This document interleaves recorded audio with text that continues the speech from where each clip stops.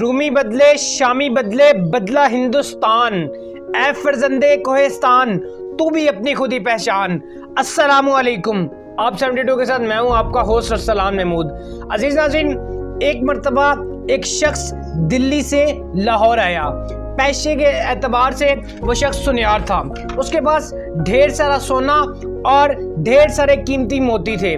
وہ ایک بازار میں آیا اور ان قیمتی موتیوں کو بیچنے کے غرض سے وہ اپنے سارے کے سارے موتی لوگوں کو دکھانے لگا۔ ناظرین، اس کے پاس ایک خاص موتی تھا۔ اس نے وہ موتی اپنی جیب سے نکالا اور اپنی ہاتھ کی ہتھیلی پر رکھ کر لوگوں کو دکھانے لگا اور کہنے لگا، جناب یہ کوئی عام موتی نہیں بلکہ یہ شب افروز موتی ہے۔ لوگوں نے پوچھا، شب افروز وہ کیسے؟ تو وہ شخص بتانے لگا، یہ اس طرح سے شب افروز ہے جیسے شام ڈھلتی ہے، رات کا وقت قریب آتا ہے تو یہ موتی چمکنے لگتا ہے، اس کی روشنی پورے کمرے میں جگمگ جگمگ تاروں کی طرح آشنا کرانا شروع کر دیتی ہے۔ ناظرین، سب لوگ اس موتی سے کافی متاثر ہوئے لیکن خریدا نہیں۔ خیر، اس شخص نے وہ موتی اپنے طریقے سے سنبھالا اور جیب میں رکھ لیا۔ اب یہ سارا ماجرا اس بھیڑ میں موجود جو اس کے موتیوں کو دیکھنے آئے تھے ایک چور بھی دیکھ رہا تھا۔ وہ چور جب اس نے دیکھا کہ اس سنیار نے موتی سنبھال لیا ہے اور اپنی جیب میں رکھ لیا ہے، وہ اس شخص یعنی سنیار کے پاس جا کر کہنے لگا، جناب آپ کہاں کا ارادہ رکھتے ہیں؟ تو وہ شخص جو کہ پیشے کے اعتبار سے سنیار ہوتا ہے کہتا ہے کہ میں سنیار ہوں اور میں دلی سے لاہور سامان بیچنے کے لیے آیا تھا، اب میرا دوبارہ سفر دلی کی طرف ہوگا۔ تو اس پر وہ شخص جو کہ اپنا چہرہ ڈھانپ کر اصل میں چور بن کے آیا تھا، وہ کہتا ہے، جناب اتفاق دیکھیے میرا سفر کا ارادہ بھی دلی کا ہے۔ خیر، سنیار کو سمجھ تو آ گئی کہ اس میں کوئی گڑبڑ ہے، اس شخص کی نیت ٹھیک نہیں، لیکن وہ سنیار عقل مند تھا تو کہا، ٹھیک ہے، اگر آپ میرے ساتھ سفر کا ارادہ کرنا چاہتے ہیں تو کر لیں۔ ناظرین والا المختصر، وہ چور اور وہ سنیار ساتھ سفر کرنے لگے۔ ناظرین، دلی سے لاہور کا سفر لمبا تھا۔ رات کا وقت جب قریب آیا تو سنیار نے سونے کی نیت کا ارادہ کیا، مگر وہ چور کی چالاکی کو بخوبی سمجھ سکتا تھا۔ اسے پتا تھا کہ چور یعنی جو شخص میرے ساتھ آیا ہے وہ کسی غلط نیت کے ساتھ ہے، تو زیادہ نیت بگڑ سکتی تھی اسی موتی پر۔ تو اس نے کیا کیا، اپنا وہ موتی نکالا اور جو قمیض اس چور نے لٹکائی تھی اس قمیض پر رکھ دیا، یعنی اس کی جیب میں رکھ دیا اور خود پرسکون نیند سونے لگا۔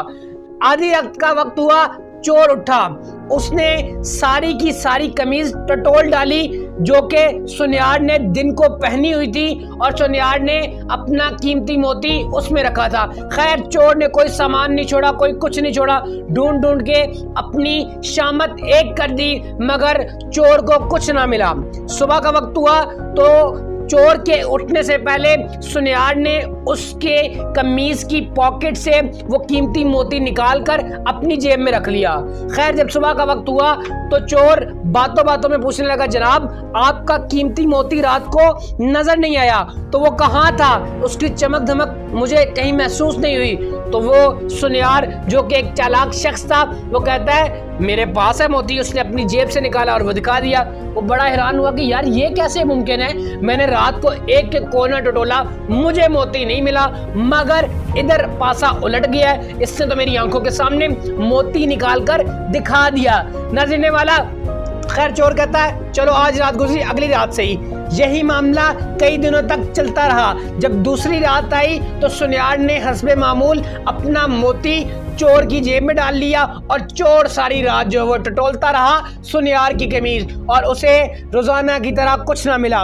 کچھ دن ایسے ہی ہوتا رہا۔ ناظرین والا، ہوا کچھ یوں کہ ایک دن چور تنگ آ کر سنیار کے قدموں میں آ کر معافی مانگ کے کہتا ہے، جناب میں کوئی راہگیر نہیں تھا، میرا کوئی دلی کا ارادہ نہیں تھا، میں پیشے کے اعتبار سے چور کہلاتا ہوں. میں اس موتی کی نیت کے ساتھ آپ کے ساتھ جڑا تھا, مگر آج میں ہار مان کے آپ کو اپنا استاد مان کے آپ سے یہ پوچھتا ہوں, جناب بتائیے آپ نے موتی کہاں رکھا کرتے تھے, کیونکہ میں تو آپ کا کوئی سامان نہیں چھوڑتا تھا. تو اس پر سنیار اسمائل کر کے کہتا بھائی تم نے میرا سامان تو سارا ٹٹولا, کبھی اپنی قمیض کی طرف بھی نظر دوہرائی تھی, کبھی اپنی قمیض کی طرف بھی گئے تھے, کبھی اپنے سامان کی طرف بھی گئے تھے, موتی تو تمہارے سامان میں. جی ہاں ناظرین, اس پر ہماری زندگی کی مثال بھی اس چور کی سی ہے.